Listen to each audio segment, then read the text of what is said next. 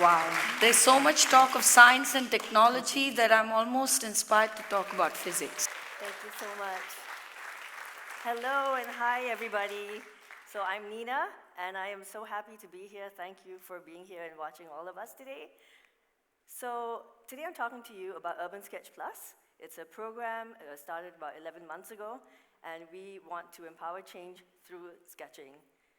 So in front of you here, you see an eggplant, a couple of eggplants. Now picture this. I was 14 years old.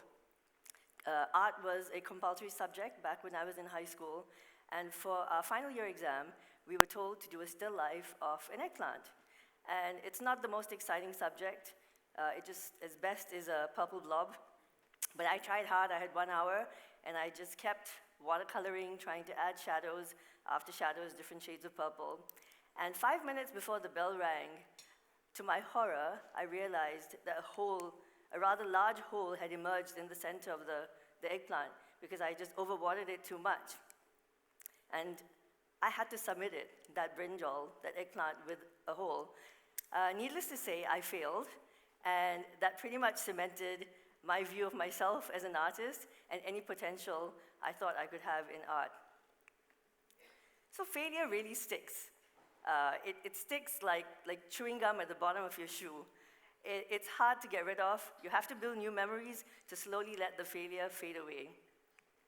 And in my work with underserved communities in Singapore, especially children, what I've realized is that the thing they struggle the most with is low self-esteem and lack of self-confidence. And that's really because every day when they go to school, they're just reminded about how they're just not good enough. They see everyone else around them flourishing, and they just can't keep up. And it's a vicious cycle. Not only do they believe they don't have the capabilities to do well, they also feel like they don't have much of a future ahead of them. And that's a pretty sad situation to be in. Studies have shown there is a complex relationship between socioeconomic status and psychological well-being in children. And there are many things that contribute to this. Firstly, it's their proficiency in the main language. It could be undiagnosed learning challenges. Sometimes it's parental involvement. Their parents are busy with work, but they may not even have parents around. And then there's social capital, what their parents can offer to them in terms of networks. And studies have also shown that people with higher self-confidence are 3 times more likely to achieve success professionally and personally. So confidence is really everything. The good news is that you're not born with confidence. It can be built. And so this is the premise of this program that we started with underserved children in Singapore. So I'll take you back to about 1.5 years ago. So you remember the eggplant story. And then for 3 decades, I didn't pursue art, just dabbled a bit at home, but it was something I didn't really want to pursue and didn't think I should. But 3 decades later, I finally told myself, you know what, I've always enjoyed art, let me try it. Signed up for a class, and next thing I knew, someone introduced me to urban sketching. And urban sketching is basically going outdoors, on location, and drawing what you see. You find a bustling market, find a historical building, a rusty lamppost, whatever catches your attention, and then you just sketch. And you're so immersed in it that everything fades away. All the things you're thinking about just melt into the far distance. It's just you and what you're looking at. You're watching the curves, the lines, the shadows. To me, it is the most meditative experience. I encourage all of you to try it. And the best thing is you're so focused, you forget every trouble you might have. I forget work deadlines. It's been that good. So I started off sketching my neighborhood, and then I went on to sketch with communities in Singapore. There are many urban sketching groups, and as well as travel sketching. So the last couple of months I've been to a few cities, and it's been such a joy to capture it on paper, because then you're really immersing in the subject that you're looking at. So just a couple of months after I started urban sketching, I was talking to a social worker and telling him all about how much I rediscovered art and was enjoying it so much. And I asked him if he had any kids under his watch, underserved children, who might enjoy art jamming, and I would be happy to volunteer to art jam with them. So Caleb, the social worker, had a look at my Instagram account, and he said, why don't you teach them urban sketching? Is that something you think that might work? And I said, oh, really? I didn't feel good enough. I had only just started myself, but he seemed confident in me, and I thought, well, what's the harm? Let's try. So I set to curating a program that I thought might work for these kids. And the main objective I had was, let me see how we can use this program to build their confidence. So it had to go beyond urban sketching. And this is where we brainstormed, and I thought, let's let the kids see that their art that they produce can be appreciated by others, that people might even buy them. And so we said, we'll bring in entrepreneurship. It will give them lifelong skills to sell themselves, sell their talent, and they will feel validated as well. And hopefully, their confidence will be built step by step. And so 3 months later, the program was born. I found a lovely lady, another urban sketcher who was willing to partner with me, Hannah, and we kickstarted it. So the picture in the center is actually the first class. The kids are sitting in front of the community center where they've spent most of their after-school hours. And they're usually in a giant classroom. But for the first time, they're sitting under the sun, under the trees, and sketching this building which they never really looked at before. And step by step, as we took them around sketching different buildings in their neighborhood in the far west of Singapore, we could see pride growing in their neighborhood and where they came from. We could see something click, and that was pretty amazing for us to watch. This is them at their first booth in Singapore, in Boon Lay. And they were so pleased to have people actually buy products featuring their sketches. That whole booth, all I heard was whoops of joy every time someone bought something. It just brought them so much joy. They sell things like t-shirts, mugs, tote bags with their sketches on it. So in a nutshell, at its core, this program is about urban sketching with master sketchers. We also give them a tour, a heritage tour of the neighborhood that we bring them to. The most recent was Tiong Bahru. We give them courses, little workshops on marketing, how do you market yourself, how do you talk to customers, how do you pitch yourself. We get them to do reflective exercises, and they love it.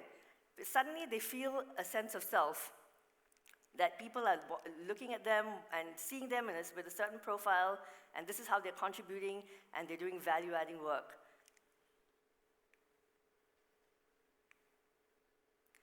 All of this wouldn't have been possible without the amazing support we've had from the larger society, really, community.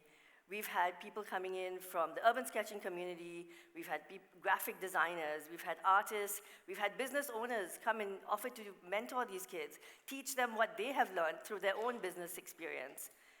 We've had working professionals run courses on Marketing 101. We've had major art stores in Singapore saying, come use our space for workshops. And we've got lots of materials as well, you know, they donate materials to us. We've not had to buy materials for, I don't know, 8 months. And we've got a fan club that keeps coming to the kids every time they run a booth just to talk to them, ask them about their products, and give them a chance to sell themselves. So it's not just changing lives one sketch at a time. I say it's changing lives one interaction at a time. Because every interaction makes them feel valued. And that brings me to the point about income equality, which most of us know about, rich and poor, that whole gap between them. But the lesser known inequality is network inequality, which is how some groups just have better access to people, to different communities, to different organizations, to professionals who can help them advance in their lives. When you need an internship, and if your parents have certain connections, that can help. When you want to learn something about something new, you might have people that you know who can help you with that. But these kids don't have those type of networks. And this is the value that our huge Urban Sketch family, a troop of volunteers, is able to offer them. So I want to introduce you to one of our kids, Aliyah 10. She, on our first day, when we did a round of introductions, she shared that she's one of 7 kids. And then she proceeded to tell us, and she's 4 foot off the ground, she proceeded to tell us that she looks after her 4 younger siblings. I asked her, how old are they? 4, 3, 2, and 1. And her looking after them means feeding them, dressing them, soothing them, and basically taking care of them. I couldn't believe that this little 10-year-old girl had more responsibilities than many adults. I spoke to the social worker later and found out that she's also responsible for cleaning her home, keeping it spick and span. You know, there are some people living lives like this that we will never know about. And so that was a huge eye-opener. And what's amazing about Aliyah is the energy she brings to the class and the excitement and enthusiasm she brings to it too. She's a very bright kid, and she comes up with the wittiest one-liners. And one day she looked at me and she goes, "Teacher Nina, can you believe we've gone from a class to a company?" She had so much pride. Another day she walks into class waving a piece of paper. I see a pen sketch on it, and she says, "Teacher Nina, I've made a logo for us. I've made a logo." And I said, "Oh, that's lovely. Why did you do that? What motivated you?" She said, "Because I want people to know who we are." Just look at that pride. It's the reason why we do what we do. And you look at that card, because we also print cards with their sketches, and the card out here says, life is a cycle of ups and downs. Don't fear it. And that came from her. And then we have a boy called Basil. These are all pseudonyms. Basil, he's 11 years old, and the shyest, quietest kid from the get-go. We hardly ever heard him. His voice was barely a treble over a mouse, and it took us time, to talk to him slowly, quietly, sometimes in the corner, because we wanted him to be comfortable. And he has blossomed to the point where he's now comfortable speaking in front of the camera, making reels for their Instagram account to promote their products. And at booths and where they sell their products, he's happy to offer live portraits. And this is a guy who used to say, "I don't like my work. It is not good. I'm not a good artist." And that sketch you see there, he did that in 3 minutes flat. He is so talented, and we hope to keep nourishing his capability. He also told us one day in class, "For the first time, I feel heard." I had to choke back my tears, but I spoke to him later about it, and he said, "Outside of this class, nobody listens to me. Nobody understands me." And so what we realized is this program, which is really anchored on mentorship, will and has to make a difference to these kids. So coming back to network inequality and maybe equality, here Hannah and I, my partner and I, we know the urban sketching community very well, and we knew they were going to organize an annual sketches exhibition. So we put up the kids' sketches for consideration, and we were very happy that the organizers gave them a space on the wall right next to the works of very prominent artists in Singapore. These are the kids completely overjoyed, and their families came down as well to celebrate with them. And Basil's painting got sold. It was such a moment of joy, and it was a huge validation for him. These are their sketches of Tiong Bahru, by the way. They recently had a booth at Scape at Orchard, and on the sidelines of the booth, the organizer of that fair came to talk to them, do a little interview for his Instagram account. And no preparation, nothing. I watched from afar, and each of them shared their experience, and they talked about how they're learning about business and how they're learning to talk to customers. And then at the end of it, the interview goes, "So what is that one message you want to tell everyone who's watching?" And I was blown when our eldest girl says, "Know that you matter." So when they say things like this, we realize that they're listening, watching, learning all the time. We got two of our kids as well to come up on stage at a panel discussion to speak in front of 100 over residents of their own neighborhood. This is actually at the request of the minister in charge of that neighborhood, because he wanted to get other kids involved and to inspire them about the process. And our two girls here had never been on stage, never had the chance to speak before, but they were very brave, and it didn't even take much coaxing. And when I asked the older girl, like, "You sure about it? You'll be good." And she said, "Teacher Nina, I'll do anything for you." And I think that really speaks to not just me, but the whole crew of volunteers. We are very obvious and intentional in our belief, in showing our belief in the kids, that they can make a difference and that they can be somebody. And the way they own this program, the way they try to teach each other as well, is remarkable. So our kid here, Diana, she's the one now training the kids, the younger kids, on talking to customers, on running interviews, and speaking in front of a camera. So I want to just share that, this is a Dr. Seuss quote. To the world, you may be one person, but to one person, you may be the world. And we see that all the time when we interact with these kids and how much they adore their volunteers. They always ask about them. Oh, is Siobhan coming today? Is so-and-so coming today? They keep asking about who's coming, and then they'll make proclamations like, so-and-so is my BFF. And these are, the adult volunteers, and they feel such a close kinship to them. On that side of the slide, you'll see actually our youngest volunteer. She's only 17, Rachie. She could be doing a lot of other things with her weekends, but she's chosen to come spend time with the kids, and they can feel her love, and they see her love, and they adore her.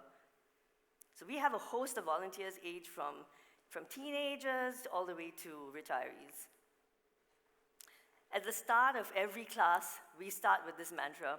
This was something Hannah and I decided even before we started the program, that this is a confidence-building program, and we want to reiterate it throughout. And so we start every program getting the kids to chant this mantra together. At the beginning, it felt a bit awkward, and then we would get the kids to take turns to lead this mantra. I am brave, I am kind, I'm an artist.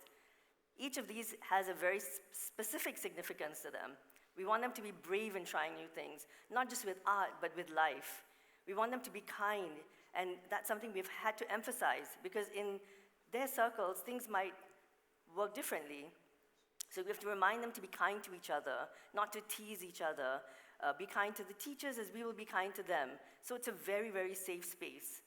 And then we had to reiterate, yes, you are an artist. And they really believe it, and they proudly talk about that too. But here I want to put it to you that artists are not just people with paintbrushes. An artist is a creator, someone who creates change, hope, and opportunities. I'd like to say that all of us in this room are artists. And so with that, I just have a last line, a food for thought. What will you create? Thank you very much.